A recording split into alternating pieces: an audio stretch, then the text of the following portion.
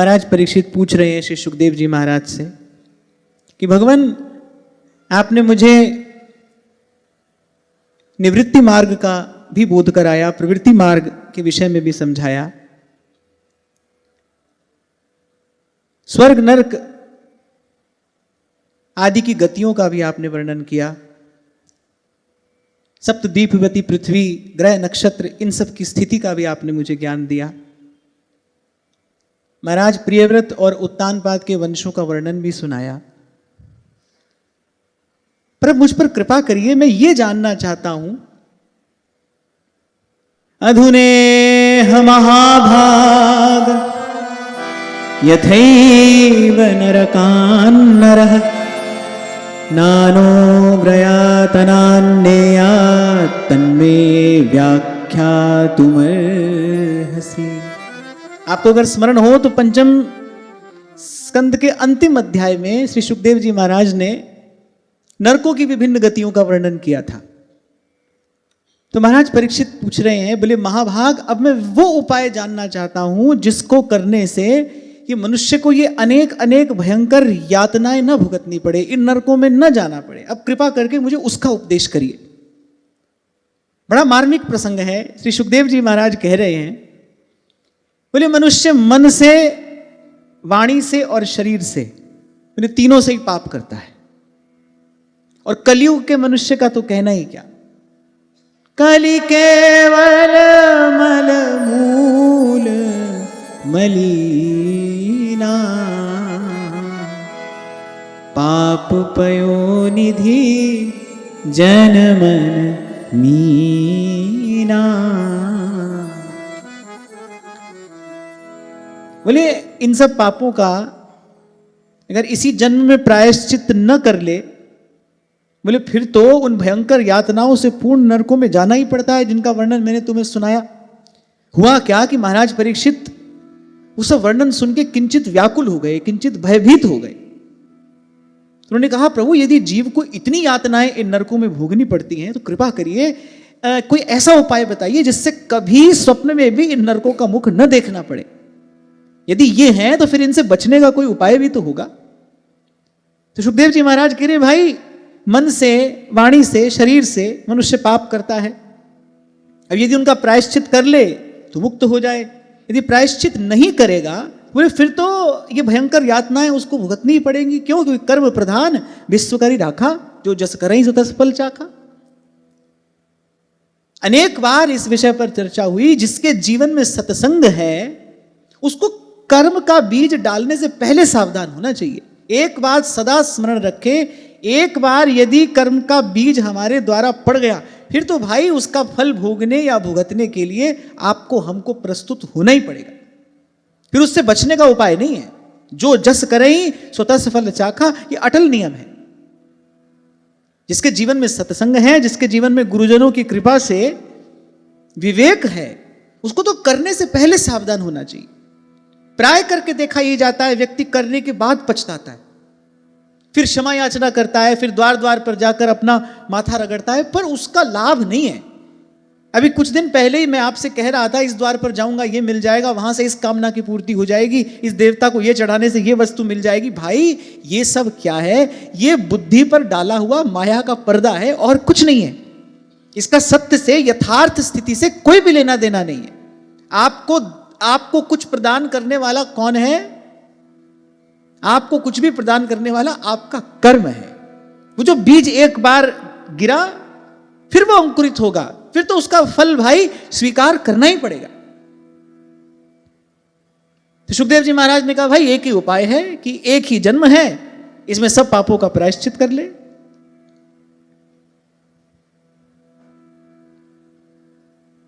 फिर एक बात और कही, बोले जैसे मर्मज्ञ चिकित्सक होता है ना, रोगों का कारण जानकर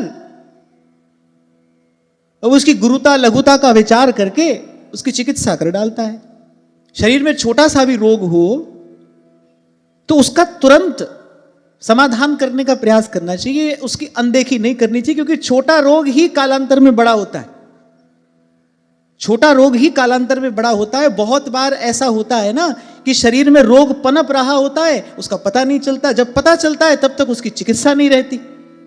स्थिति हाथ से निकल चुकी होती है। तो बुद्धिमानी तो यही है भाई कि छोटा सा भी रोग शरीर में देखने को आए तो यथाशक्ति उसको दूर करने का प्रयास करना चाहिए, सुपथ्य आदि का सेवन करना चाहिए, औषधि ले लेनी चाहिए। तो ये सब बात महाराज परीक्षित से सुखदेव जी महाराज कह रहे हैं। परीक्षित महाराज ने एक बात पूछी, बड़े काम की बात है। बोले महाराज आप कह रहे हैं प्रायश्चित कर लो, पर प्रायश्चित करके मनुष्य फिर पाप करता है। और ऐसा तो है ही, पहले पाप करता है फिर उसका ताप भुगतता है, कभी कभी प्रायश्चित भी करता है, और बोले प्रायश्चित करके फिर पाप करता है। ये तो बिल्कुल ऐसा ही हुआ जो कूचर स्नान महाराज वाणी में कहते हैं ना। बोले ये सब कैसा है? बोले तीर्थों पे जाता है और बड़ा बड़ा तप दान आदि करता है और फिर आकर क्या करता है? फिर आकर फिर उसी पाप कर्म में प्रवृत्त हो जाता है। यही बात तो श्री डोंगरे जी महाराज कहा करते थे। बोले भाई पुण्य कमाना तो बहुत आसान काम है, उसमें कोई कठिनाई नहीं है। लो करा दो भूखे को भोजन, हो गया पुण्य। आपने किसी की सहायता कर दी, लो हो गया पुण्य। तो पुण्य कमाना कठिन काम नहीं है। ये मन पाप में प्रवृत्त ना हो, ये उपलब्धि है, ये बड़ी बात है। मन पाप करना छोड़े। एक हाथ से पुण्य करता है और दूसरे हाथ से पाप करता है। और बहुत बार तो पुण्य केवल इसीलिए करता है कि भाई बहुत पाप मैंने किया, चलो थोड़ा पुण्य भी कर लूं।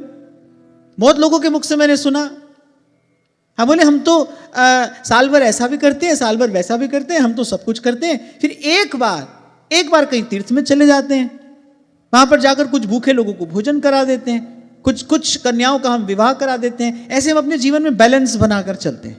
ऐसे मैंने बहुत लोगों से सुना है।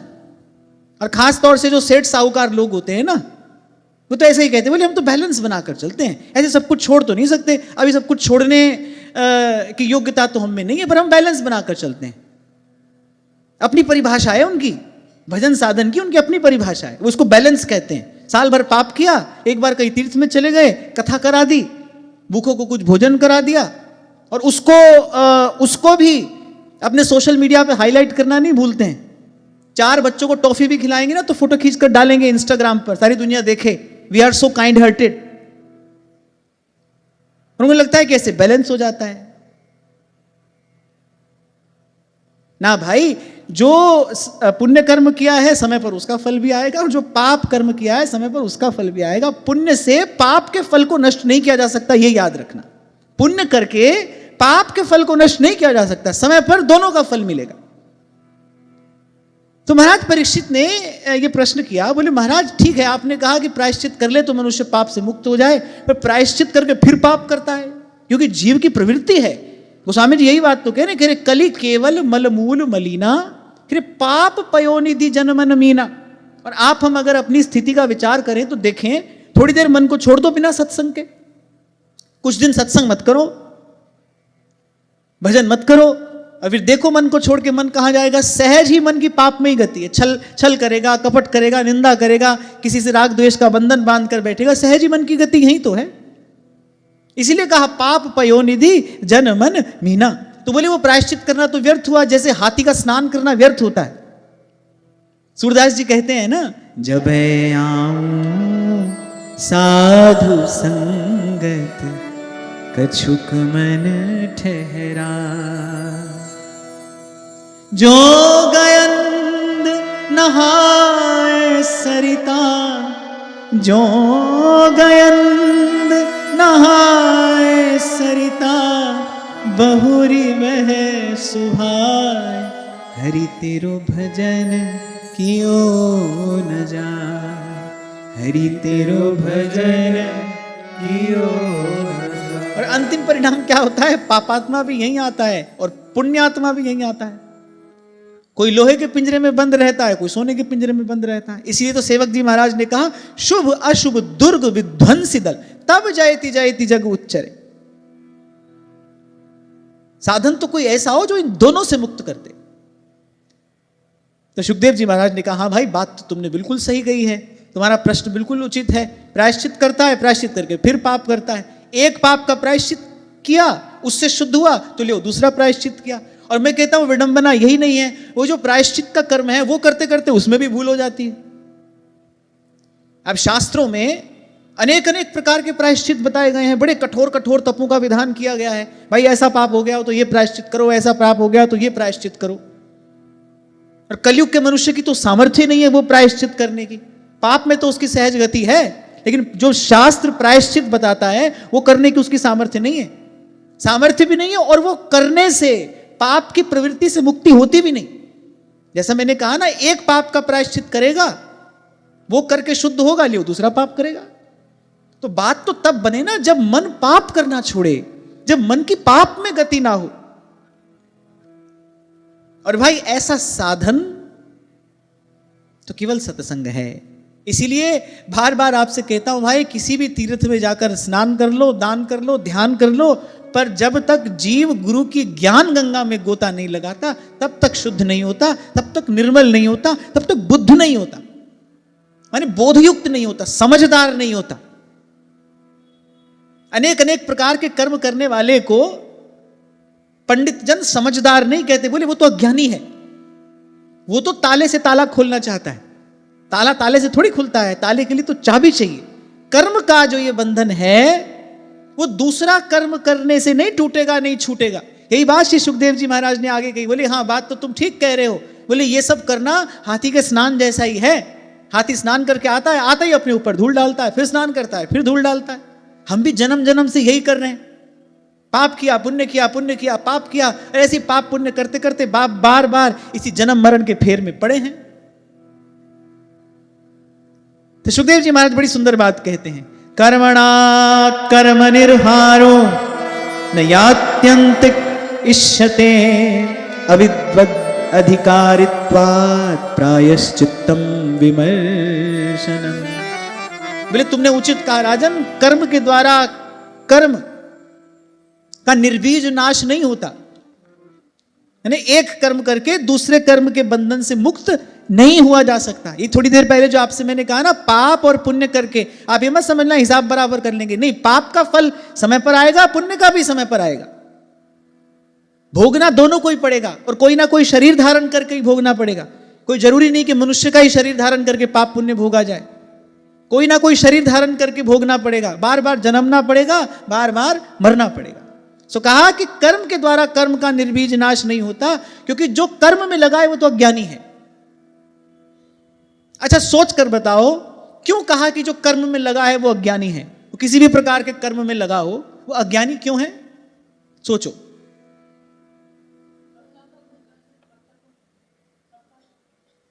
हाँ बहुत सुंदर।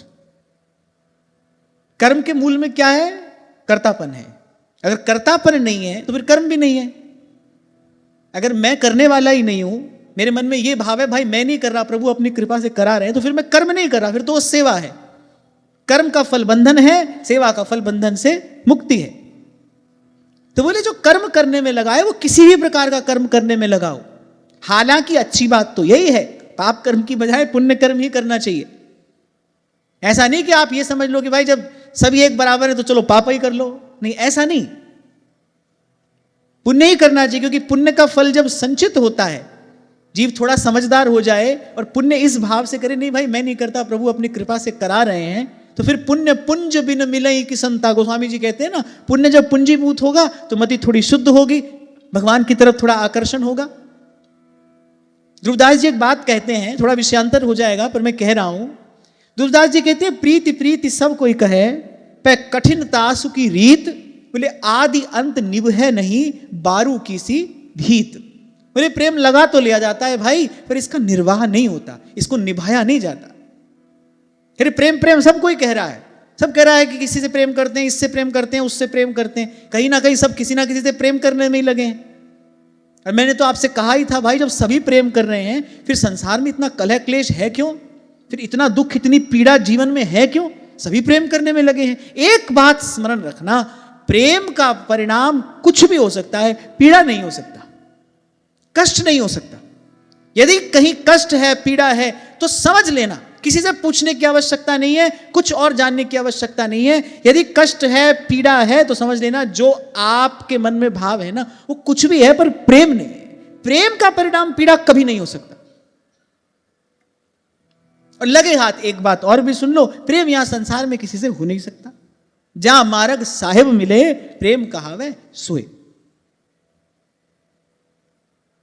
तो करे लगा तो लिया जाता है भाई, पर इसको निभाना बड़ा कठिन है और प्रभु के अतिरिक्त कोई निभा नहीं सकता।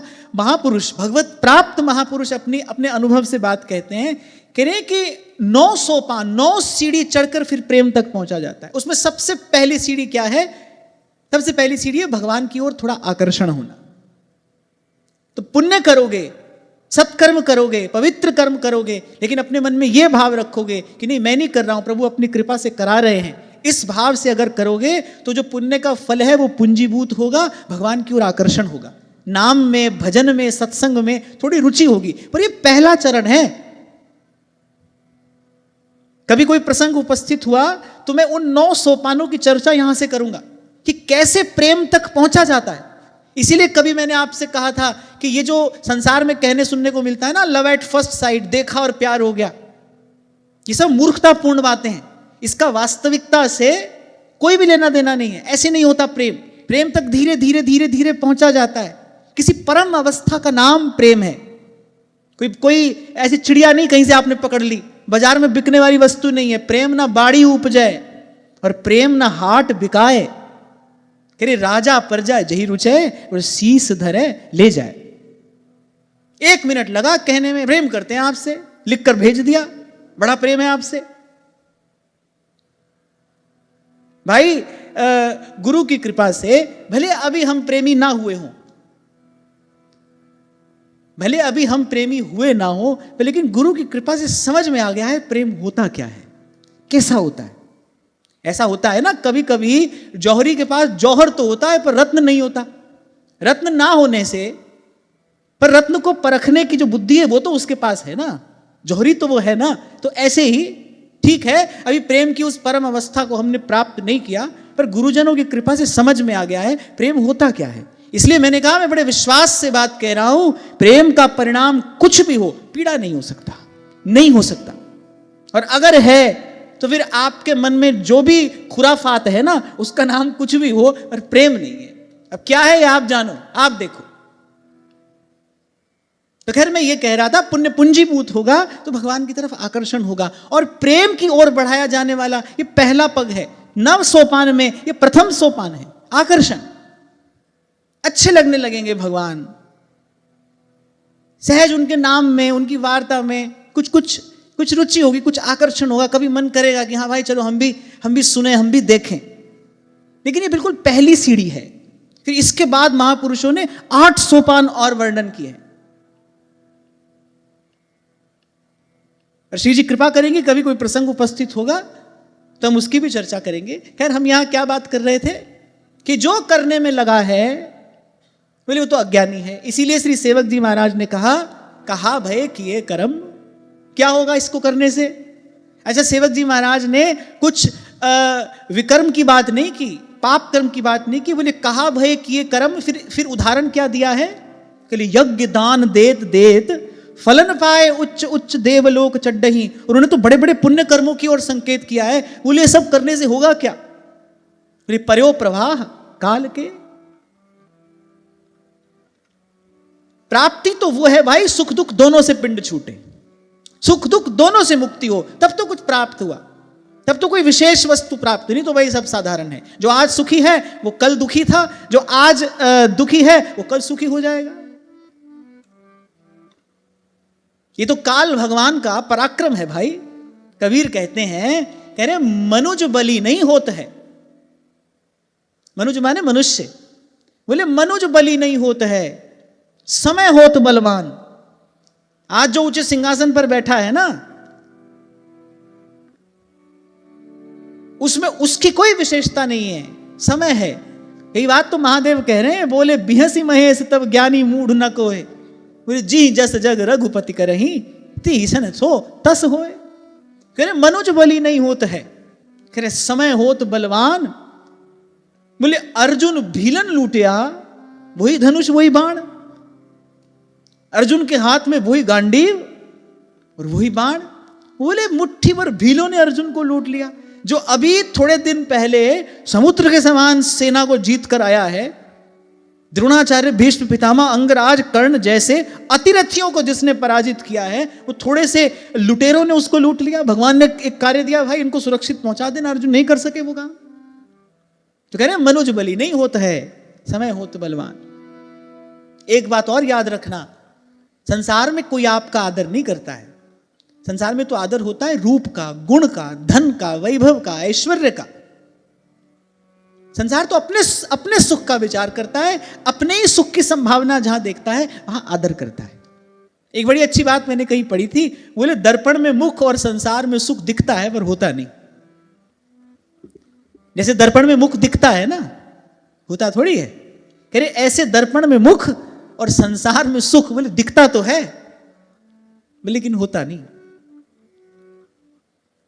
देखो जो ये चर्चा हम यहां करते हैं ना, इसका प्रसाद बस यही है, हमको संसार की इस असारता का पक्का बोध हो जाए, कहीं भूले भी संसार से कोई सुख की आशा ना लगी रह जाए, तब लग भगति ना होए। व्यास जी कह रहे हैं, बोले हम विचार करें, बात कह रहे हैं, बोले जब लग आशा जगत की, बोले तब लग भगति ना होए।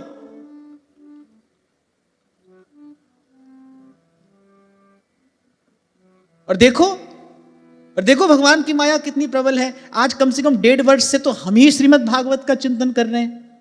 कितनी बार ये बात आई, श्रीमद् भागवत में अनेक अनेक प्रकार से अनेक अनेक प्रसंग कहकर यही बात तो समझाने का प्रयास किया गया है। श्रीमद् भागवत का अंतिम फल क्या है? असार के त्याग पूर्वक सार वस्तु का ज्ञान, सार वस्तु का बोध, सार वस्तु का ग्रहण, यही श्रीमद् भागवत का फल है। 1.5 साल हो गया हमको कहते सुनते, हम कह रहे हैं, आप सुन रहे हो। थोड़ी खींचातानी कभी कम भले हुई हो पर बनी तो है ना। राग द्वेष थोड़ा कम हुआ होगा पर है तो, और वो जो थोड़ा कम हुआ है वो भी कब बढ़ जाए पता नहीं, और बढ़ ही जाता है। आपका तो पता नहीं, हम तो अपनी कहानी आपको सुना रहे हैं। जैसे ही लगता है ना भाई आहा अब तो हम बिल्कुल बंधन मुक्त हो गए, तभी वो जो माया रूपी नर्तकी है वो दिखाती है कोई तमाशा। फिर हमको लगता है नहीं भाई वही खड़े हैं अभी, यही डरई डरप हरिवंश हित, जिन अब भ्रम ही गुण सलिल पर। तो सत्संग की कृपा से कभी लगे हाँ भाई ठीक है, अब थोड़ा मन स्वस्थ हो रहा है, फिर देखो ना जानो छिन अंत कवन बुद्धि घटे प्रकाशित। अब भाई हमारी स्थिति तो यही है, आपकी आप जानो। और हमको तो लगता है कि भाई आचार्य ने आज्ञा की है, इससे डरते रहना, तो हम डरते ही रहेंगे। इससे डरने में ही हमारा हित है, इससे डरते डरते ही हमारा मंगल हो जाएगा। ये डरे ही डरप हरिवंश।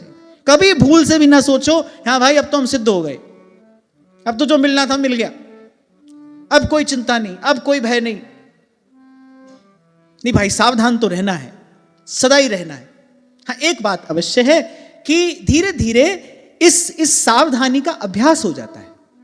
पहले आपको सावधान रहना पड़ता है, फिर आप सावधान हो जाते हैं।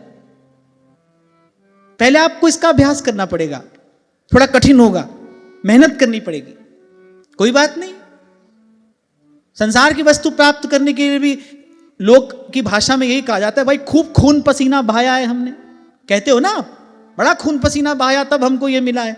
तो संसार की वस्तु भी बिना खून पसीना बहाए नहीं मिलती। यहां थोड़ी मेहनत करनी पड़े, करो और कर सकते हो। और यही परिश्रम पुरुषार्थ करने के लिए तो भगवान ने मनुष्य बनाया है, इसी के लिए तो ये मनुष्य का देह दिया है। एक बात विचार करिए, भजन के अतिरिक्त ऐसा कौन सा काम है जो पशु नहीं करता? बताओ,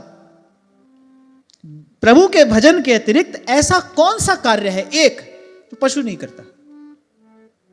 अच्छा, और मैं कहता हूं कि वो तो बिना चिंता के करता है, वो भी सब काम करता है, खाता है, पीता है, बच्चा पैदा करता है, और उसको कोई चिंता नहीं है कल क्या होगा, बच्चे को क्या खिलाएंगे, उसको कोई चिंता नहीं। इसीलिए वो भोग योनि है, वो भोग के कहीं आगे बढ़ेगा। और ध्यान रखना, ये मनुष्य का देह अगर मोक्ष का द्वार है ना, तो ये नरक का कारण भी हो सकता है, यहां से पतन भी हो सकता है। मनुष्य शरीर की महिमा है, अद्भुत महिमा है, पर ध्यान रखना अगर असावधान रहे और इस अवसर का लाभ नहीं उठाया तो बोले फिर यहां से पतन भी हो सकता है। तो श्री सुखदेव जी महाराज ने कहा, राजन बड़ी उत्तम बात तुमने कही, सुनो, कर्म के द्वारा कर्म का निर्बीज नाश नहीं होता, और जो कर्म में लगा है वो अज्ञानी है, क्योंकि वो स्वयं को कर्ता माने बैठा है, उसको लगता है मैं कर रहा हूं। अब वो बढ़िया ही क्यों ना करे, या बढ़िया करेगा तो भाई पुण्य मिलेगा, पुण्य मिलेगा तो इसी संसार में आएगा, नहीं तो स्वर्ग में जाएगा। फिर वहां क्या होगा, वहां तो भगवान का भजन करने की सुविधा है नहीं, स्वर्ग में भगवान का भजन करने की सुविधा नहीं है। क्यों? क्योंकि इतना इतना अतिशय मात्रा में वहां सुख भोग का साधन उपलब्ध है कि उसके बीच में रहकर भगवान का भजन हो ही नहीं सकता। पिछले प्रसंग में मैंने आपको एक बात कही थी, आपको याद हो तो। कौन सा था पिछला प्रसंग? बात तो याद होगी जब प्रसंग याद होगा। महात्मा भरत और राजा रहुगण का जो संवाद हुआ था ना, उसमें महात्मा भरत एक बड़ी उत्तम बात कहते हैं, अद्भुत बात है, सदा साधक को सदा याद रखना चाहिए। बोले विषय भोग से क्या होता है, जो स्मरण करने के लिए जो शक्ति चाहिए ना, भगवत स्मरण के लिए जो बल जो शक्ति चाहिए, विषय भोग से वो शक्ति क्षीण होती है। अब जो दिन रात विषय भोग में लगा है वो कैसे भगवान का भजन कर लेगा भाई? यह बात पाप पुण्य की नहीं है। मैंने तब भी उस प्रसंग में भी कहा था, हम इसको पाप पुण्य से नहीं जोड़ रहे हैं। पाप का भय दिखाकर आप किसी को 2 दिन रोक लोगे, 4 दिन रोक लोगे, पर जीव जाता है उस ओर। फिर हमारे यहां तो पाप धोने की सुविधा भी उपलब्ध है। सुन लिया किसी से, पूरा करो बरस भर पाप, फिर जाओ एक बार गंगा नहा लेना। और सब यही हैं, जो ये सिखा रहे हैं वो भी यही हैं, और जो ऐसा कर रहे हैं वो भी यही हैं। सार की बात ही एक है, जिन्नी नाम ते आया गए मसकत काल, नानक ते मुख उजले खेती छुट्टी नाल। देवी भागवत में स्पष्ट लिखा है, बोले तीर्थों का स्नान केवल शरीर का मल धोता है। अगर मन का मैल धो देता तो तीर्थ के किनारे रहने वाले महात्मा आपस में राग द्वेष क्यों करते? जो तीर्थ के ही तट पर बसे हैं, दिन रात तीर्थ में स्नान कर रहे हैं, ध्यान कर रहे हैं, बोले वो फिर आपस में राग द्वेष क्यों करते? तो बोले जो केवल कर्म को ही सर्वोपरि मानता है, जो कहता है कि भाई पुण्य कर्म करूंगा और ये पालूंगा वो पालूंगा, बोले भूल में वो अज्ञानी है, क्योंकि वो स्वयं को कर्ता मान रहा है, स्वयं को करने वाला मान रहा है। और जब तक जीव स्वयं को करने वाला मानता है, तब तक उसको बंधन से मुक्त कोई कर ही नहीं सकता। तो बोले पाप की प्रवृत्ति छूटे, मन पाप में ना जाए। सुखदेव जी महाराज कह रहे हैं, बोले इसका उपाय तो एक है, और वो है गुरु का ज्ञान। जे सो चंदा उगवे सूरज चढ़े हजार, एते चानन होया गुरु बिन घोर अंधार सतनाम। इसलिए पुरुषार्थ क्या है, हम स्वयं को गुरुजनों की आज्ञा पालन के, गुरुजनों की सेवा के योग्य बनाएं। उनकी कृपा होगी, उस विमल ज्ञान की प्राप्ति होगी, और वो ज्ञान इस जन्म मरण के द्वंद्व से हमको मुक्त कराएगा। इसलिए भगवान कह रहे, नहीं ज्ञानेन सदृशम पवित्र में विद्यते। ये जन्म जन्म का ये जो मैल है, ये कैसे छूटेगा? ये गुरु के ज्ञान से छूटेगा। इसलिए बुद्धिमानी यही है, उसी को परिश्रम और पुरुषार्थ कहना चाहिए। कई बार आपको एक उदाहरण दिया मैंने। अब कोई एक गगरिया में पानी लेकर उसको मथ रहा हो कि भाई बड़ी मेहनत कर रहा हूं मैं, सुबह से शाम हो गई, बहुत पसीना बहा लिया मैंने। अब वो परिश्रमी है कि मूर्ख है? मूर्ख ही तो है। ऐसे परिश्रम पुरुषार्थ किसको कहना चाहिए? अब कोई संसार में मर रहा है, खप रहा है, कह रहे भाई हम तो बड़ी मेहनत करते हैं, दिन रात मेहनत करने में लगे हैं। किसने कहा है ऊसर भूमि पर बीज डालो? किसने कहा है वहां पर परिश्रम करो? परिश्रम पुरुषार्थ किसको कहना चाहिए? जब सार वस्तु की प्राप्ति के लिए आप प्रयत्न करेंगे, पुरुषार्थ करेंगे। तो पुरुषार्थ यह है कि गुरु की आज्ञा पालन, गुरु की सेवा के योग्य हम अपना जीवन बनाएं। आगे कहते हैं, नाश्नतः पथ्यमेवान्नम व्याधयो भी भवन्ति एवं नियम कृद्राजन क्षणैः क्षेमाय कल्पते। सुखदेव जी महाराज ने कहा, जो केवल सुपथ्य का ही सेवन करता है, माने उल्टा सीधा नहीं खाता है, मेरे उसको रोग अपने वश में नहीं कर सकता। सारे रोग आहार से ही प्रविष्ट होते हैं शरीर में। भगवान ने तो स्वस्थ शरीर दिया, और स्वस्थ जीवन शैली भी हमारे ऋषि मुनियों ने हमको प्रदान की। रोगों को न्योता तो हमने दिया है। जीव के स्वाद के बस होकर मनुष्य रोग को न्योता देता है, कुपथ्य करता है, थोड़ी देर के स्वाद के लिए। और बड़ी भारी पीड़ा मोल लेता है।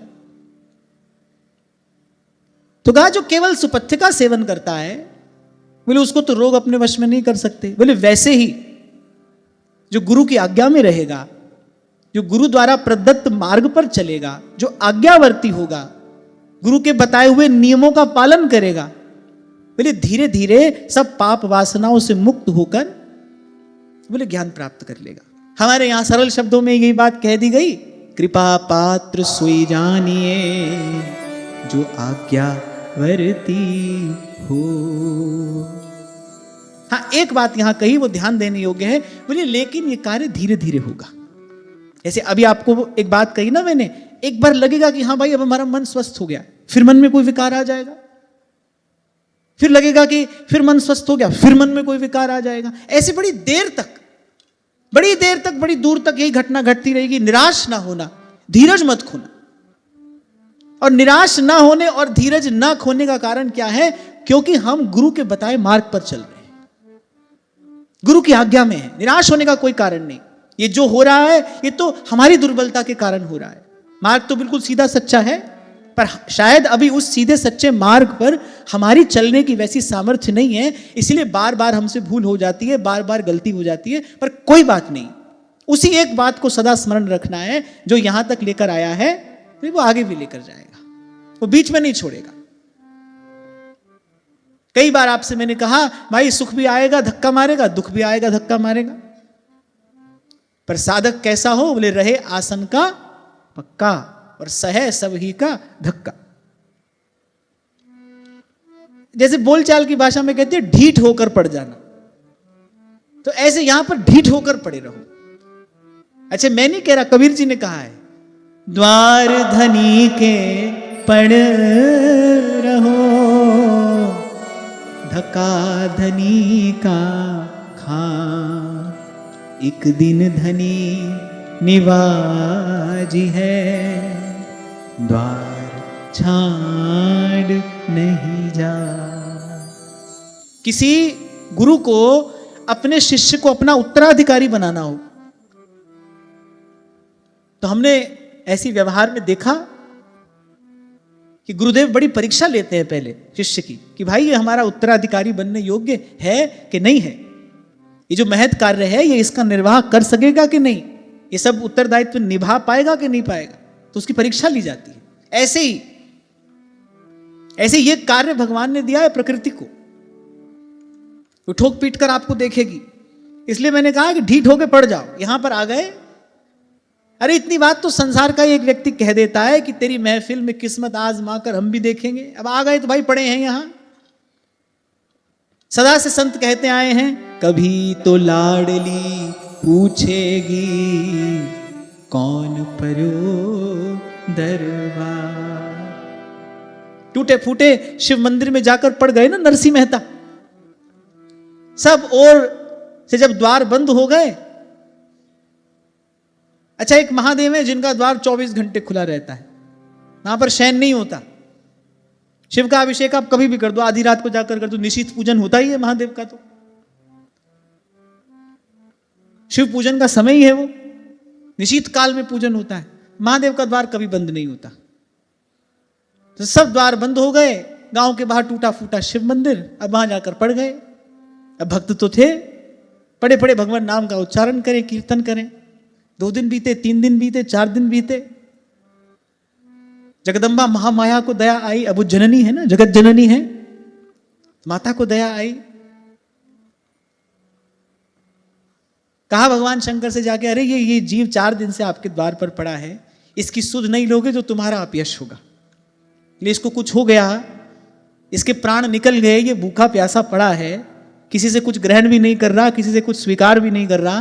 बोले ये भूखा प्यासा यहां पर पड़ा है, अगर इसके प्राण निकल गए तो आपके द्वार पर एक जीव मर गया, आपका अपयश होगा, जाइए इस जीव की सुध लीजिए।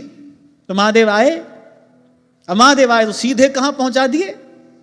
रासमंडल में पहुंचा दिए, युगल का सानिध्य प्राप्त करा दिया। एक बात यहां जरूर देखने की है कि नरसिंह किसी और से कुछ स्वीकार नहीं कर रहे थे, सब ओर से निराश होकर और महादेव के चरण पकड़ लिए, भाई अब तो जो लेंगे आपसे ही लेंगे, और किसी से कुछ स्वीकार नहीं किया।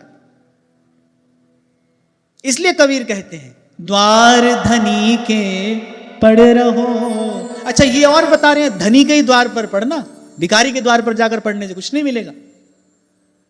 कहा था ना मैंने आपसे, शरण्य समर्थ ना हो तो शरणागति निष्फल हो जाती है।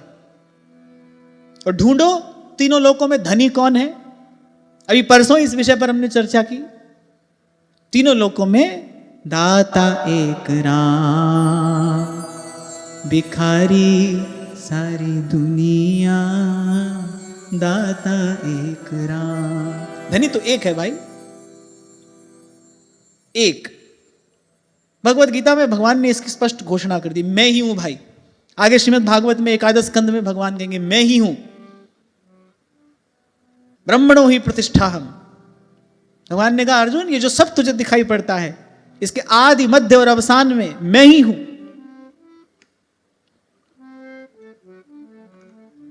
कहा ना भगवान ने, बोले अंबर में कुंतल जाल देख, पद के नीचे पाताल देख, मेरी मुट्ठी में तीनों काल देख, मेरा स्वरूप विकराल देख, सब जन्म मुझी से पाते हैं और लौट मुझी में आते हैं। सृजन फूलता है मुझ में, संहार झूलता है मुझ में। मुट्ठी खोल कर दिखा दिया भगवान ने, भूत भविष्य वर्तमान सब। बोले मुट्ठी में तीनों काल देख, दिखा दिया भगवान ने, उस विराट स्वरूप का दर्शन करा दिया। यद्यपि अर्जुन बहुत देर कर नहीं पाए, बोले हाँ हमको वही ठीक है। भगवान ने कहा लो, हम तो तुमसे कह ही रहे थे, ऐसे ही मान जाते मेरी बात, इतना परिश्रम क्यों कराया हमसे। पर जीव है ना भाई, जीव है, संशय उसके स्वभाव में है, और भगवान ने अनुभव करा दिया। तो धनी तो भाई एक है, दूसरा है ही नहीं। एको हम द्वितीयो नास्ति। तो उस धनी के द्वार पर पड़ जाओ और फिर पड़े रहो। तो कह रहे धक्का धनी का खाओ। और यहां धक्के से तात्पर्य क्या है? तुम रोज जाओगे, नहीं मिलेंगे तुमसे। अब जैसे किसी से मिलने आप उसके यहां जाओ, अब वो किसी से कहला दे भाई आज नहीं मिलेंगे कल आना, कल जाओ बोले आज नहीं मिलेंगे कल आना। अब ढीठ तो वो है भाई जो रोज पहुंच जाए, जो निराश हो जाएगा उसको तो मिलेगा नहीं कुछ। लेकिन जो बिल्कुल ढीठे ही है, थका ही नहीं रहा है, वो कह रहे कल आना, ठीक है कल आएंगे, कल आना कल आएंगे, तो धक्का भी खा रहा है। कह रहे एक दिन धनी निवाज है, अरे बस द्वार छाड़ नहीं जाओ। अरे छोटी मोटी कमाई हुई वस्तु किसी को देनी हो तो वो परीक्षा लेता है, ये तो परम वस्तु है। ना उपजै ना बीन से संतन सुखदाई, कहे मलूका जान के मैं प्रीत लगा। तो पुरुषार्थ यही है भाई, गुरु की आज्ञा में रहें, गुरुजनों के अनुकूल, उनकी भाव भावना, उनके द्वारा दी गई भजन भावना के अनुकूल हमारा जीवन बने। हम अपने आप को उस ज्ञान प्राप्ति के योग्य बनाएं, स्वयं को पात्र बनाएं। कई बार इस विषय पर चर्चा हुई, आगे भी होती रहेगी। साधन किस लिए है? साधन भगवान से मिलने के लिए नहीं है, साधन तो स्वयं को भगवान की कृपा का पात्र बनाने के लिए है। जैसे एक छोटा सा उदाहरण मैंने आपको दिया था, जब तक कोई अमूल्य वस्तु पास में है नहीं तो उसकी सुरक्षा व्यवस्था करने की भी कोई आवश्यकता नहीं। पर अगर मिल जाए फिर तो भाई उसकी कुछ व्यवस्था करोगे ना, उसकी साज संभाल करोगे ना। ऐसे मिल जाए, भगवान कर दे कृपा, उस कृपा को रखोगे कहां? भीतर देखो, राग द्वेष ईर्ष्या मद मात्सर्य काम क्रोध लोभ मोह अभिमान, क्या क्या बवाल भरा है। कहां रखोगे भगवान की वो विमल उज्जवल निर्मल पावन कृपा? साधन किस लिए है? साधन स्वयं को कृपा पात्र बनाने के लिए।